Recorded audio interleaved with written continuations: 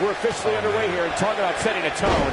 The Beast incarnate Brock Lesnar is starting things off. And whichever team wins this match here tonight can absolutely make an argument for being one of WWE's top teams. Brock Lesnar still enters every match as the odds-on favorite. Yeah, I would never predict a Lesnar loss, Saxton, because you can enter Suplex City, but you will never come out the same.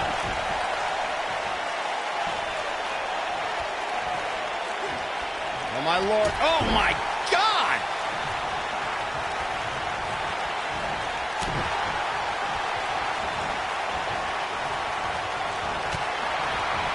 I feel a little silly asking this, given that there is probably no good answer. But, Corey, how do you beat Braun Strowman? Well, you're right, Cole. That is a silly question because there's no blueprint when it comes to defeating a monster like Braun Strowman. The best advice I would give, I guess, is try to chop him down to size. Oh, impactful slam! Now it's Lesnar taking some punishment. Byron, Corey suggests trying to chop Braun Strowman down to size is a possible strategy against the Monster Among Men. What do you think? Would that strategy work against Strowman? Well, it's certainly worth a shot. If you take out Strowman's legs, then it becomes a mat game. I mean, you're probably going to get crushed, but maybe not as badly.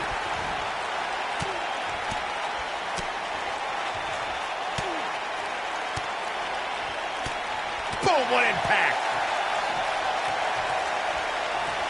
For many years, members of the WWE Universe and the WWE locker room have felt that tag team matches should have two referees. One referee is in the ring overseeing the action, and the other is located out on the floor, making sure teams follow the rules and do not engage in potentially damaging behavior. I think it's a good idea, something perhaps Mr. McMahon might want to consider. Byron, earlier you raised a point that people have been talking about for years, and that's a second referee being appointed to tag team matches. I remember WWE Hall of Famer and former WWE President Gorilla Monsoon used to express his strong advocacy for two referees being appointed to tag team matches. It's something that's been talked about for decades, Michael, and I don't think it's ever going to happen. We've seen it on occasion, but I think it's best to let the superstars be responsible for themselves.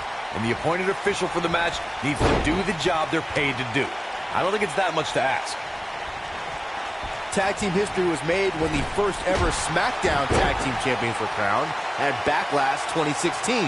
The unlikely duo of Rhino and Heath Slater caught lightning in a bottle and ran through the tag team title tournament. In the finals, Rhino and Slater took on the Usos to see which team would be the inaugural Tag Team Champions. There was a lot on the line in the tag team tournament finals. The Usos wanted to add another tag team title reign to their resume and enjoyed the recognition of being the first ever SmackDown Tag Team Champions. The team of Rhino and Heath Slater was the team no one expected to be in the finals. Slater had extra motivation because he was fighting for a WWE contract. And at one... Oh, and he makes the tag. That was a game changer right there, Michael. Kick to the... Brock Lesnar is about as unstoppable a superstar as we've ever seen.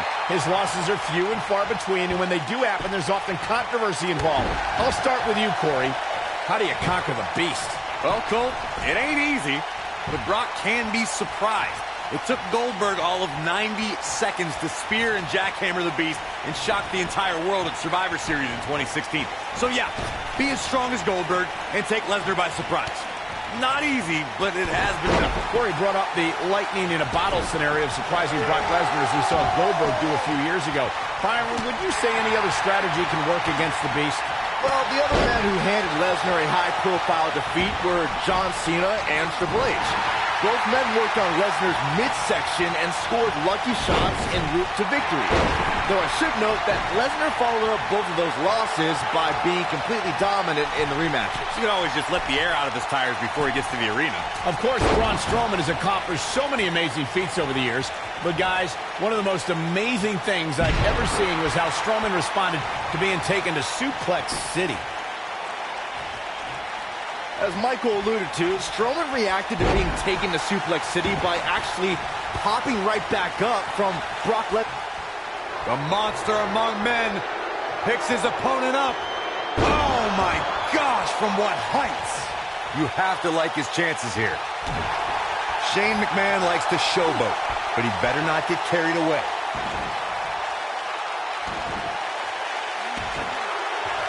Oh, the dreaded claw to the shoulder. Man.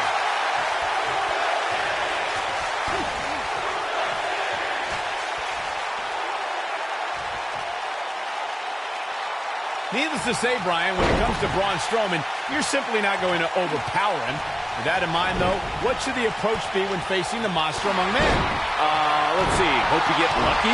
No, in all seriousness, if you're facing Braun Strowman, you'll need all the luck in the world just to survive, let alone win. Byron, I think you should fight Braun. I don't think so. Oh boy, he is rolling.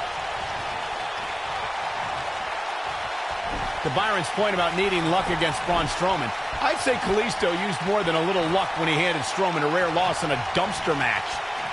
Kalisto was certainly lucky on that night, Cole, and while the record books will show a win for the King of Flight, in reality, I'd say he walked away a loser after Strowman's post-match obliteration of him.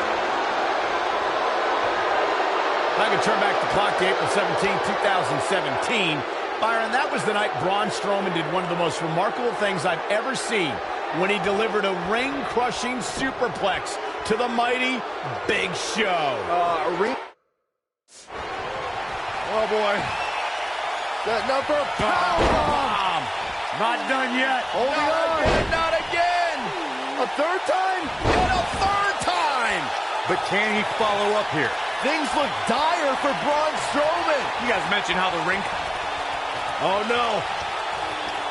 Lesnar's about to end this. F5. Oh my. Lesnar back in firm control of this match. Just a step quicker, it looks like. Here it comes. He's got him. He's calling for it. And here's the monster among men. Corey, look at the Hellacious power slam. That's what he was looking for, Michael. Some of the all-time greats in this business utilized the running power slam as a finishing maneuver.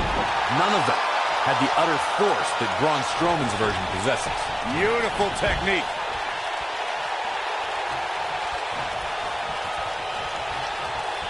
Ooh, what impact.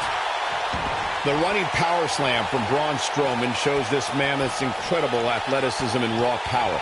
A lot more than the match could be over after Strowman drops you with that maneuver. Being put in Braun Strowman's running power slam is like being picked up for a ride in an amusement park that purposely makes a crash limp. He's got the shoulders down. What a clothesline!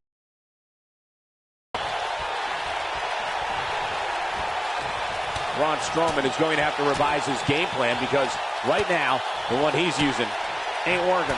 In May of 2017, SmackDown Live saw an incredible women's tag team match when Charlotte Flair and Becky Lynch squared off against welcoming committee members Natalya and Carmella. The rivalry between these women got so intense that Naomi... And this has got to be it! Boom! Oh, somehow! How'd he do that? This is what makes... There it is. The tag has been made. Oh, he needed that in the worst way, Michael. I think only a group as treacherous as the welcoming committee could bring Becky Lynch and Charlotte Flair back together. Natalya's power set the tone for the match and gave her team an advantage. That was until Carmella's overconfidence that the Irish last kicker turned the tide and get back into the match. And then it was elementary from there for the Irish-born superstar. Naomi did an excellent job of making sure any quote-unquote committee nonsense cost her girls the match. Once Becky Lynch got Carmella locked in the disarmor, there was nothing for the Staten Island Princess to do but to tap out. And it didn't take long for that to happen. In order to be a premier tag team, a superstar and their teammate must have that continuity where they're a well-oiled machine inside the ring. I'm talking about classic techniques like Not now. Not now. No. Oh, that's a combination. Bam! I knew it was only a matter of time. nobody strings together a series of moves better, Cole.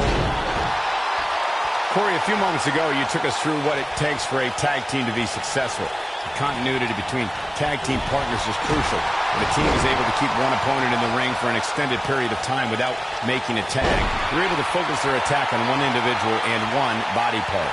And that's when things really start to take shape if you're on the tag team that's in control of the match. When you look at the tag team... Shane McMahon putting the boots to him. Oh, you don't think, Corey? No, Byron, no way. Shane O'Mac has got to be out of his mind. Shane's about to do a little bit of traveling.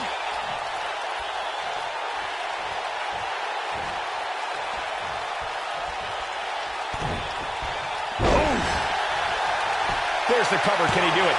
And kicking out is Rey Mysterio. Gonna take more than that. He's in big trouble. Shane McMahon is under some heavy assault. There's the switch. Braun Strowman is in. Dropped him with a big shoulder tackle. Strowman. This is not going to be good at all. Oh, Braun Strowman slamming into the mat. This one's over, guys.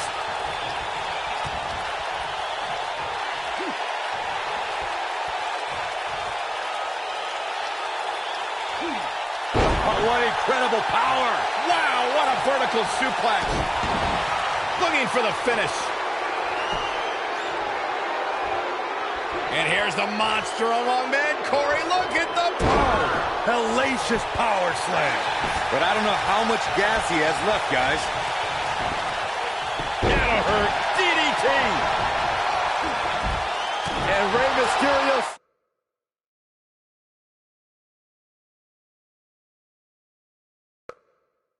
Says not this time. Oh, nasty impact. Can he finish him off here? Things just went from bad to worse for Braun Strowman. Oh, man, what a hit. Knocked right off the apron.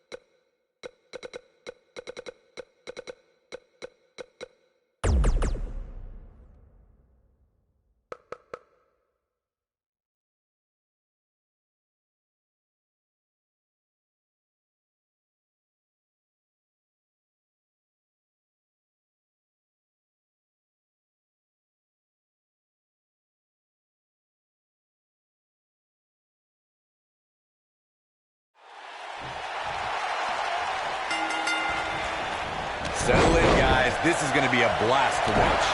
You know, even though the title is not on the line, this is still an important match for the champ. He can't afford to show any weakness here. Clothesline. Drop kick hits the mark. What a stomp. Good grief. The elbow. Nailed it. Boom. Oh, what a drop kick.